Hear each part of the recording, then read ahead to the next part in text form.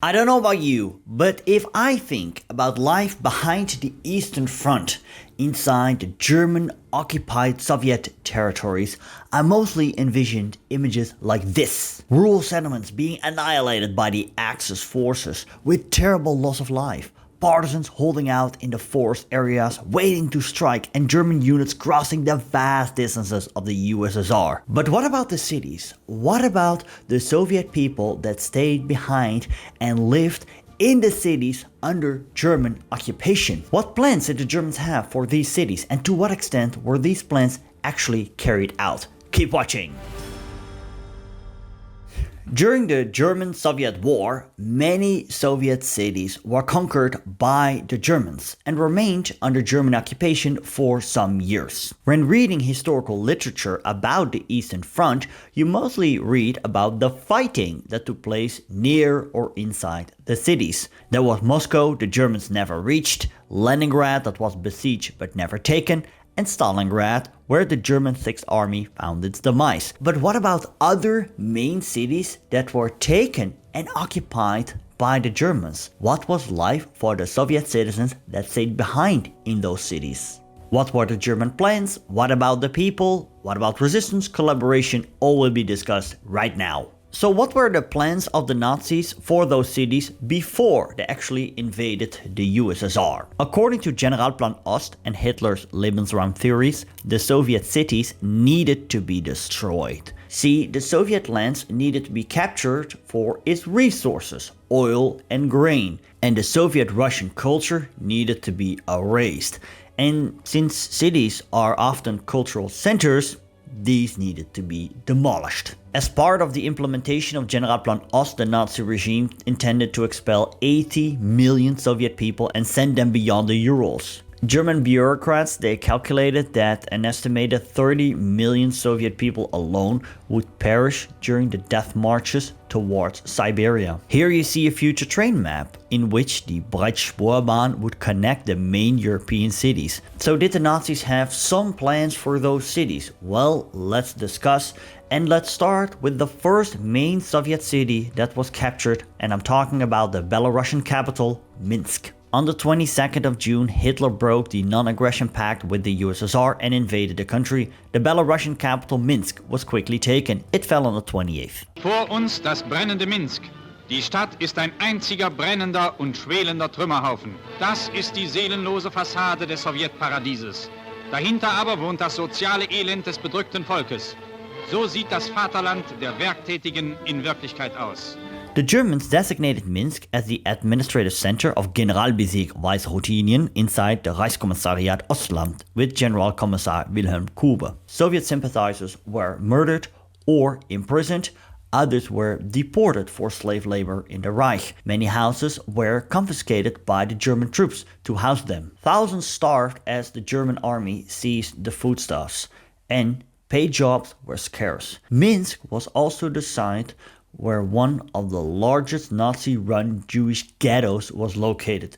The Minsk ghetto at some point housed over 100,000 Jews. Many were killed during the occupation. Now, killings already started once the Germans had established themselves in Minsk. In several cases, ordinary German troops took part in this. One German corporal of the 62nd Infantry Division wrote about this the following. We arrived in Minsk. Our battalion got the task of guarding 6,000 prisoners and shooting all the Jews in the city. Many prisoners fled in the night and we had to make use of our weapons. We killed 500 Jews alone. It was also in Minsk that Heinrich Himmler witnessed executions at which he became nauseated. The Reichsführer SS found an alternate method of execution. In October 1943, the Minsk ghetto was liquidated, which meant that the remaining Jews were sent to Sobibor or Mali Trostenets to meet their fate. Some anti-Soviet residents of Minsk, who hoped that Belarus could regain independence, did support the Germans, especially at the beginning of the occupation. I covered this in great detail in another video, see the link up here and in the description.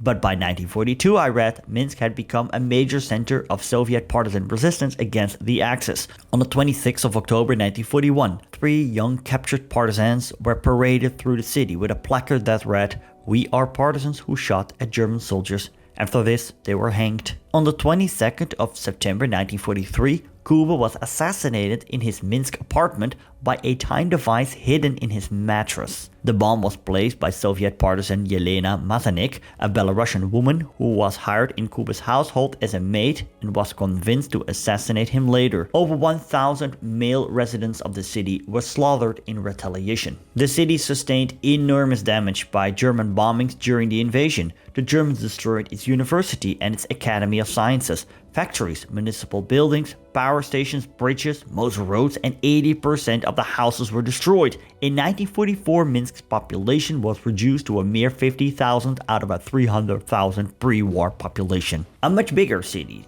the Germans captured in the initial phases of Operation Barbarossa was the Ukrainian capital, Kiev, or Kyiv in Ukrainian. Now, before the Nazis captured it, Hitler wanted Kiev to be reduced to rubble by incendiary bombs, as occupation was not desirable. Due to the lack of bombs at that moment, it did not happen. Because neither Kiev nor any other major eastern city were razed to the ground, as Hitler intended, starvation of the inhabitants quickly became the default option. When the Germans were on the way, Stalin refused the city to be fully abandoned. As a result, a lot of Red Army troops became encircled, as the Germans captured the city on the 19th of September 1941, and they captured over 500,000 Soviet troops. Kiev saw grave destruction because of the German aerial bombings and bombs placed by the Soviet Secret Service, the NKVD, they set off after they had retreated. With Soviet authorities gone from the city, some people of Kiev came forward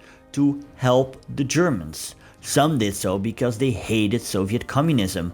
Others had the wrong belief that the Germans had enlightened views about private land ownership and capitalist enterprise. Some people recalled the German occupation of World War I and believed they had seen the worst with Bolshevik rule. I read that in Kiev, some Jewish inhabitants petitioned the German authorities to restart their businesses that were abolished under Soviet rule. They had no idea what the Germans at that point were up to.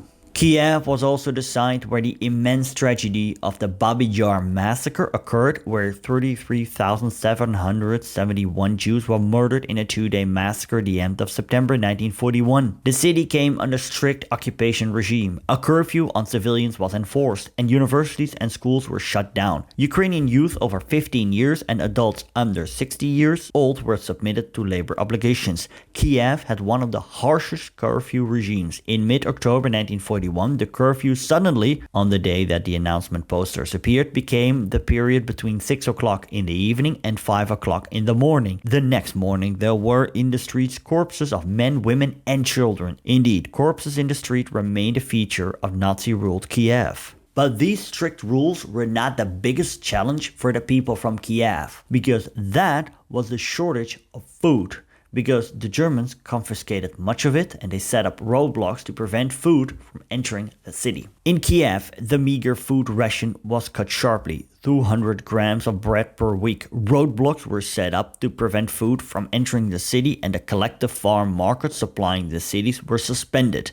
As the supply of food reached famine levels, the people of the East were denied effective medical care. In 1943, people in Kiev were fed only 1/3 of the minimum they needed for subsistence. Already soon after the Germans had taken the city, beggars appeared on the streets and many people starved to death. When Kiev was retaken by the Red Army in November 1943, out of an 850,000 pre-war population, there were barely 300,000 people left. Many had been starved, were murdered, or deported to the Reich. Kharkov, or Kharkiv in Ukrainian, was taken by the Germans near the end of October 1941. It changed hands several times between Soviets and Germans, yet the city was for some time under German occupation and it functioned as a hub for troops and material. Kharkov used to be the capital of the Ukrainian SSR till the mid-1930s. It was the second largest city of Ukraine. Now, I found some very interesting footage in color about daily life in German-occupied Kharkiv. But before we're gonna dive into this, I wanna give you a big thanks for sticking with me till this point. You not only clicked on this video, but you also watched this video to a great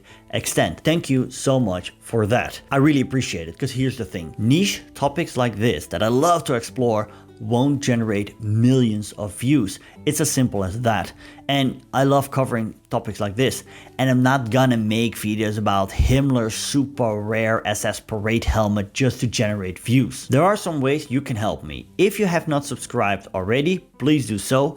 Give this video a like and also put a comment below. It will help with the algorithm. You can also share this video via social media or share it with a friend who you think he or she might find this topic interesting. You can also support me financially. The easiest way is to do via super thanks. There's a button below. You can also donate directly to my PayPal. I'll put the link in the pinned comment. Then there's also Patreon, where you can support me monthly and you get access to exclusive content like my travel vlogs and my graduation film from 2013 called May 1940. Or you can also buy me a coffee. All the links can be found below in the pinned comment, and let's get back to the video. Now this footage shows Kharkiv under German occupation. I visited the city back in 2019, and this here is the main street, Sumska Street, that runs through most important part of town. Much of the buildings you see are still there. Well, in 2019 they were at least. You see the main street with German military vehicles, and here look, you see a kid grabbing something from a trash can and a Luftwaffe soldier passing by, just giving him a short glance and walks on. It is actually quite busy on the street, but hey, it was the main street. Here you see the Dashbom building, which was constructed in the second half of the 1920s in constructivist style. We see German women, nurses I guess, on the street, soldiers marching, and here we see these road signs of where is what. I have a similar photo of that here. And this here is today the Kharkiv Ukrainian Drama Theater. The building is also still here. Now these images I find very captivating. Here we see ordinary people on the street selling stuff, bottles, pens. There's also similar photos the Hungarians took in Kiev. These close-ups I find so interesting. Who knows what is going on through their minds, what horrors they have witnessed, what challenges they are facing at the moment of the recording. Under Soviet rule, free trade was outlawed, so I guess flea markets as these as well, and under Nazi rule it seemed that these were allowed. I see a lot of women, most of them older women. I guess most young men were serving in the Red Army, were captured or dead. And you also see Germans visiting these makeshift shops. I wonder how they communicated. Did they learn any Russian? Did the inhabitants know German? Who knows? See the link in the description for the full video. Over the 22 months occupation, the Germans killed the Jewish population of the city, executed a further 30,000 residents, among them suspected Soviet partisans, and after a brief period of toleration, Ukrainian nationalists were targeted as well. 80,000 people died of hunger, cold and disease. 60,000 were forcefully transported to Germany as slave laborers, Ostarbeiter. Of the originally 700,000 people, less than 200,000 were left after liberation. Over 70% of the city was destroyed. In March 2022, the 96-year-old Boris Romachenko, who had survived different concentration camps during the Second World War, was killed in a Russian blast at his home in Kharkiv, Ukraine. In general, there were almost barely any accounts of public interactions between German and local city dwellers who were not girlfriends of the Germans. The Jewish man Jacob Mantil-Gerstenfeld, who was from Lviv, had managed to escape to Dnepropetrovsk and described his daily experience early 1943. It was for him so abysmal that we, who came from the West, simply could not adjust to it. Here the Germans could really feel like the Herrenvolk, master race.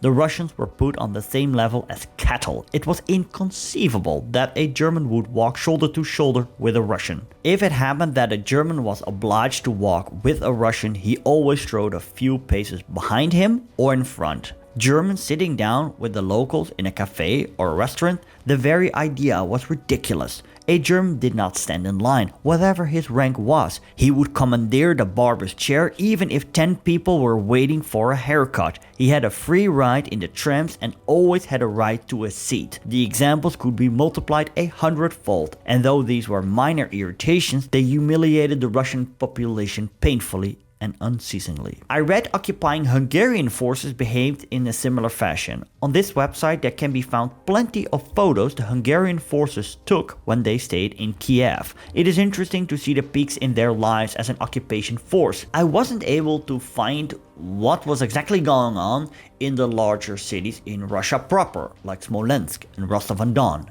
during the German occupation. But I guess life was just as hard, if not harder. We saw a similar pattern. The city was already depopulated once the Germans arrived because of the inhabitants fleeing the war violence. There was grave destruction by either German bombings, the fighting in the city, and in one case, in Kiev, explosives that were detonated later by the Soviets. The Jewish population was murdered, and so were communist sympathizers. Others were taken to the Reich for slave labor. There were strict rules and harsh punishments for those who violated the rules. And the main recurring theme, food scarcity or outright famine, that was caused because the Axis confiscated the foodstuffs and set up roadblocks to prevent food from entering the cities. The cities were therefore not the best place to be, to put it mildly, hence why many people left. There are examples of resistance inside the cities. Think of the assassination of Kube in Minsk. I read how one Jewish man survived by going into hiding in Kiev.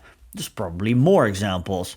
But overall, for the Soviet partisans, I guess the cities were not the best place to be. See, the vast Soviet landscapes provided plenty of options to go into hiding, collect weapons and mobilizing forces. And in Soviet cities under occupation, with all its strict rules and food shortages, this was much harder. An exception, of course, is Warsaw, but this video focuses on the Soviet cities that came under German occupation. If you have any more information, do share it in the comments. Maybe you spoke to people who lived during this time in those cities. I'm really curious about the comments that I will read. Thank you so much for watching. I do have 2 videos for you. The German perspectives on Operation Barbarossa and Fall Blau, the 1942 summer offensive. Thanks for watching again. See you later.